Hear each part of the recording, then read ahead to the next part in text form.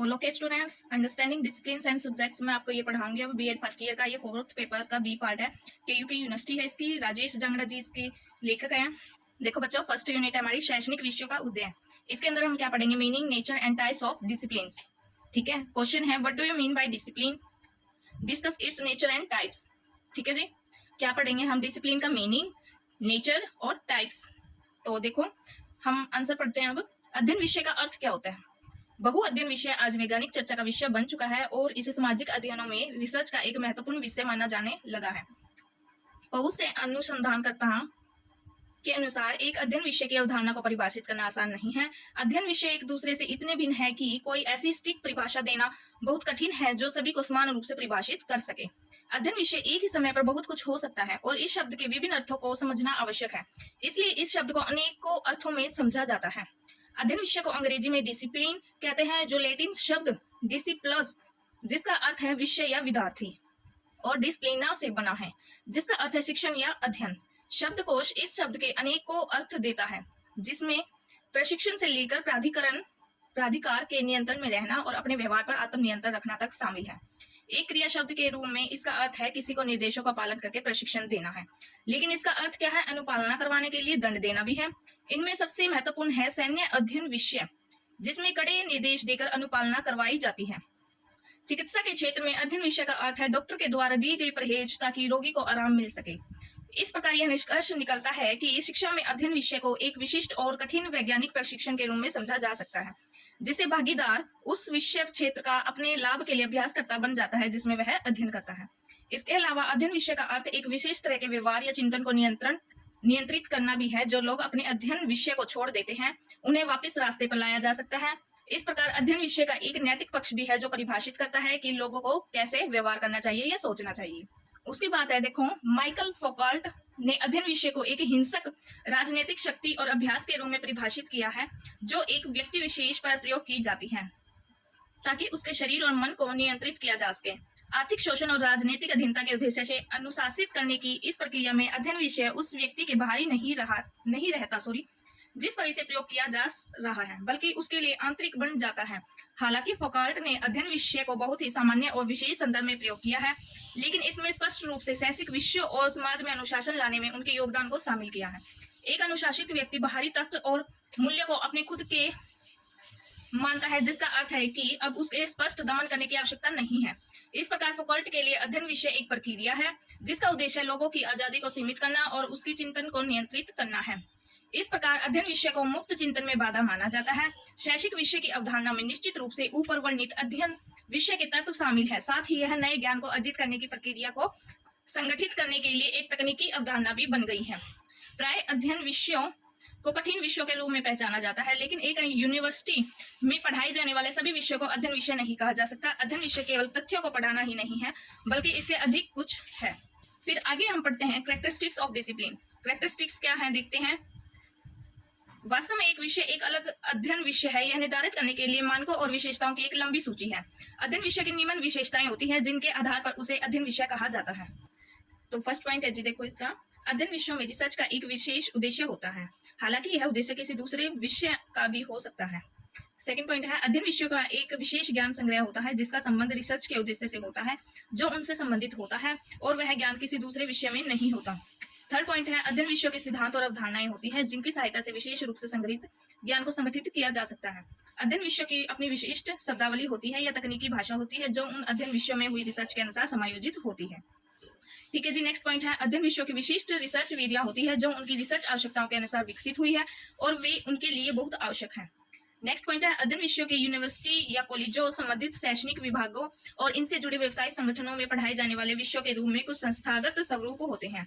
वास्तव में संस्थानीकरण से ही अध्ययन विषय एक पीढ़ी से दूसरी पीढ़ी तक विशेष शिक्षण तैयारी के द्वारा स्थानांतरित होते हैं। इस प्रकार एक यूनिवर्सिटी में एक नया अध्ययन विषय इसको समर्पित एक प्रोफेशनल चेयर को सृजित करके स्थापित किया जाता है। सभी विषयों में ये 6 विशेषताएं होना जरूरी नहीं है। ठीक है, उदाहरण के लिए आप पढ़ लेना, खुद से स्क्रीनशॉट ले लो अगर पढ़ना है तो, वरना ऐसे भी पढ़ सकते हो वीडियो को रोककर। ठीक है, ये सारी इसकी क्या है, कैरेक्टरिस्टिक्स के अंदर है, एग्जाम्पल दे रखा है। फिर आगे मैं आपको बताती हूँ टाइप्स ऑफ डिसिप्लिन। देखते हैं, हालांकि विज्ञान के क्षेत्र में कोई वास्तविक क्रम नहीं हो सकता, क्योंकि प्रत्येक विषय में विशेष ज्ञान की आवश्यकता होती है, इसलिए सभी अध्ययन विषय समान है। कुछ अध्ययन विषयों को अधिक उपयोगी, अधिक कठिन या दूसरों से अधिक महत्वपूर्ण माना जाएगा। अध्ययन विषयों में भारी अंतर भी है, जिन्हें विद्यार्थियों की संख्या और उनकी रिसर्च में खर्च किए जाने वाले धन या उन्हें आवंटित संसाधनों के आधार पर देखा जा सकता है। अधिक स्टाफ और महंगे उपकरणों वाले विभागों का यूनिवर्सिटी के अंदर छोटे और कम उपकरणों वाले विभागों की अपेक्षा अधिक प्रभाव होता है। यूके में इसका अर्थ है कि वाइस चांसलर को विज्ञान और तकनीकी के अध्ययन विषयों से इस आधार पर नियुक्त किया जाता है कि उसके पास अधिक प्रबंधकीय अनुभव होता है। इसके अतिरिक्त कुछ नए अध्ययन विषय जैसे आईटी और प्रबंधन भी अधिक प्रभावशाली हैं, क्योंकि उनका संबंध क्या है, व्यापार जगत से है, और इसलिए विद्यार्थी उनकी तरफ अधिक आकर्षित होते हैं। जबकि साहित्य जैसे कुछ दूसरे अध्ययन विषय में विद्यार्थी कम रुचि लेने लगेंगे, जिसके कारण वे समाप्त होने के कगार पर पहुंच रहे हैं। मनोवैज्ञानिक एंथनी बिगलर ने अध्ययन विषयों में शामिल लोगों के विश्वासों के अनुसार अध्ययन विषयों के वर्गीकरण के लिए एक प्रणाली का विकास किया है, जिसके आधार पर अध्ययन विषयों के बीच अंतर किया जा सकता है। इसके अंतर्गत अध्ययन विषयों को कठिन या निदर्शनात्मक अध्ययन विषयों और आसान या पूर्व निदर्शनात्मक अध्ययन विषयों के रूप में विभाजित किया जाता है। इसके अंतर्गत प्राकृतिक विज्ञानों और सामाजिक विज्ञानों को भी विभाजित किया जाता है। बिगलन उन विषयों का विभाजन करते हैं जो शुद्ध रूप से या प्राथमिक रूप से सैद्धांतिक होते हैं। उदाहरण के लिए गणित, और वे विषय जो प्रयोगात्मक होते हैं जैसे इंजीनियरिंग, और तीसरी प्रकार के विषय वे हैं जिसमें निर्जीव प्रणालियां होती हैं जैसे इतिहास। सामान्य तौर पर कठिन प्राकृतिक विज्ञानों का अधिक सम्मान किया जाता है। प्राकृतिक वैज्ञानिक पत्रिकाओं में अधिक लेख लिखते हैं और वे समाज से अधिक जुड़े होते हैं। इसके विपरीत आसान विज्ञानों को कम सम्मान मिलता है। उनके अभ्यासकर्ता शिक्षण करने और मोनोग्राफ लिखने पर अधिक बल देते हैं, और वे समाज से अपेक्षाकृत कम जुड़े होते हैं। इस प्रकार बिगलन का वर्गीकरण विश्व की ज्ञान मीमांसा और सांस्कृतिक पक्षों को संयुक्त करता है, और इसे इसलिए उचित माना जाता है क्योंकि यह सांस्कृतिक रूप से अध्ययन विषयों में अंतर करता है। इसी प्रकार का वर्गीकरण शैक्षिक अनुसंधानकर्ता टोनी बेचर ने किया है। उसने विषयों का वर्गीकरण ग्रामीण और शहरी आधार पर किया है, जिसका अर्थ है अध्ययन विषयों के बीच सामाजिक संबंधता की गति में विभिन्नता।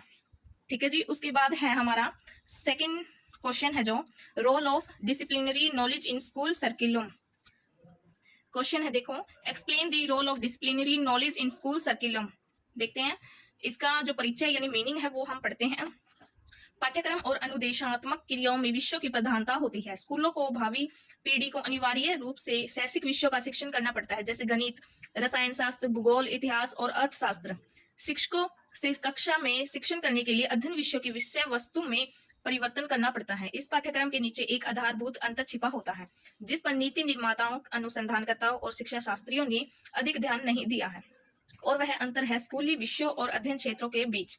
लेकिन पाठ्यक्रम के विकास और शिक्षा शास्त्रीय व्यवहारों को समझने के लिए इस अंतर को समझना बहुत महत्वपूर्ण है। ठीक है जी। इसके अंदर क्या है, रोल ऑफ डिसिप्लिनरी नॉलेज क्या है, इसके अंदर पाठ्यक्रम और अनुदेशात्मक क्रियाओं से है। ठीक है, विषय की क्या होती है, इसमें प्रधानता होती है। ठीक है, स्कूलों को भावी पीढ़ी को अनिवार्य रूप से क्या कर देते हैं, शैक्षिक विषयों का शिक्षण करना पड़ता है। कौन कौन से शैक्षिक विषय होते हैं, गणित, रसायन शास्त्र, भूगोल, इतिहास और अर्थशास्त्र। ये कौन से विषय होते हैं, शैक्षिक विषय होते हैं। ठीक है, इसके अंदर क्या करना पड़ता है कि शिक्षकों से कक्षा में शिक्षण करने के लिए, यानी क्लास में जो टीचर होता है वो बच्चों को पढ़ा रहा है, तो उसमें अध्ययन विषयों की जो विषय वस्तु होती है उसमें परिवर्तन करना पड़ता है। ठीक है, जैसे कोई इजी टॉपिक है वो उनको मतलब एक इजी टॉपिक पढ़ा दें और एक टफ वाला पढ़ा दें, तो इससे क्या होता है, बच्चों को दोनों समझ आ जाते हैं। अगर ऐसा करें कि भाई टफ वाले जो टॉपिक है वो हम पढ़ाते रहें, तो बच्चे को क्या है, कुछ भी याद नहीं होगा। ठीक है, इसलिए वो क्या करते हैं, जो विषय वस्तु होती है, जो उनका टाइटल होता है, इंडेक्स होता है, उसमें कुछ चेंज कर देते हैं। ठीक है, कुछ चैप्टर आगे पीछे करके पढ़ाते हैं वो। ठीक है, उसके बाद स्कूली विषय और अध्ययन के विषय में अंतर क्या होता है, देखते हैं, पढ़ते हैं। एक स्कूली विषय का अर्थ है स्कूली पाठ्यक्रम के अंदर ज्ञान का एक क्षेत्र, जिसमें संस्थागत रूप से परिभाषित ज्ञान का क्षेत्र और शिक्षण और अधिगम के लिए व्यवहार शामिल होता है। शैक्षणिक विषय का अर्थ है एक यूनिवर्सिटी के अंदर एक शैक्षणिक विभाग में ज्ञान का एक क्षेत्र या शाखा, जिसका निर्माण रिसर्च और ज्ञान को आगे बढ़ाने के लिए किया जाता है। स्कूली विषय पारंपरिक अध्ययन के विषय हो सकते हैं, जैसे गणित, इतिहास और भूगोल, जिनका सीधा संबंध उनके मुख्य शैक्षणिक विषयों से होता है। वे गैर पारंपरिक भी हो सकते हैं, जैसे पर्यटन और आतिथ्य, जिनका शैक्षणिक अध्ययन विषयों से कोई संबंध नहीं होता।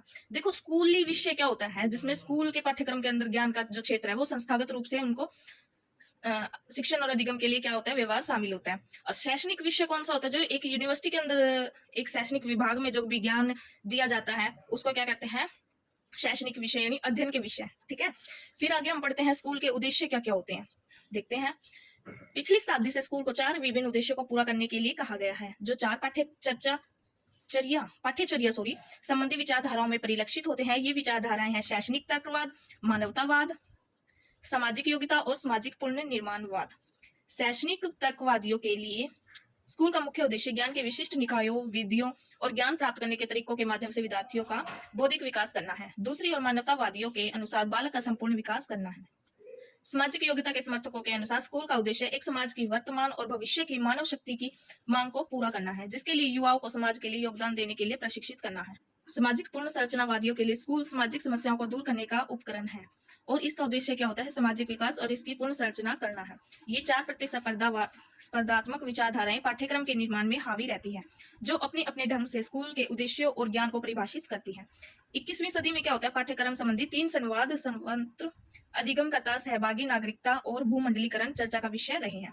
इन्हें नया मान्यतावाद, सामाजिक सक्षमता और कुछ हद तक सामाजिक पुनर्संरचना के रूप में देखा जा सकता है। ये विचारधाराएं तर्क देती है कि समकालीन स्कूलों को व्यक्ति की ज्ञान का निर्माण करने के खुद के आधार को विकसित करने में सहायता करनी चाहिए। स्कूल को विद्यार्थियों को प्रजातांत्रिक समाज में अपनी भूमिकाएं निभाने में योग्य बनाना चाहिए। इसके अलावा स्कूलों से यह भी उम्मीद की जाती है कि वे विद्यार्थियों को इस काबिल बनाएं कि वे आर्थिक और सांस्कृतिक भूमंडलीकरण को चुनौतियों का सामना कर सके। इन विचारधारा को संसार भर की सरकारों द्वारा पाठ्यक्रम को बदलने के लिए प्रयोग किया जाता है। स्कूली विषय और शैक्षणिक अध्ययन क्षेत्रों में क्या संबंध होता है? देखो 3 टाइप्स दे रखे हैं इसमें। स्कूली विषय और शैक्षणिक अध्ययन क्षेत्र मूल रूप से निरंतर है, मुख्य रूप से अनिरंतर है और अध्ययन क्षेत्र अलग अलग है लेकिन आपस में जुड़े हुए हैं। इसका पूरे डिटेल में पढ़ते हैं हम। फर्स्ट है निरंतरता। निरंतर अवस्था का संबंध शैक्षिक तर्कवाद से है, जो कि एक ऐसी विचारधारा है जिनके अनुसार विद्यार्थियों के बौद्धिक विकास और शैक्षणिक संस्कृति को कायम रखने के लिए विषयों से संबंधित ज्ञान को दिया जाना महत्वपूर्ण है।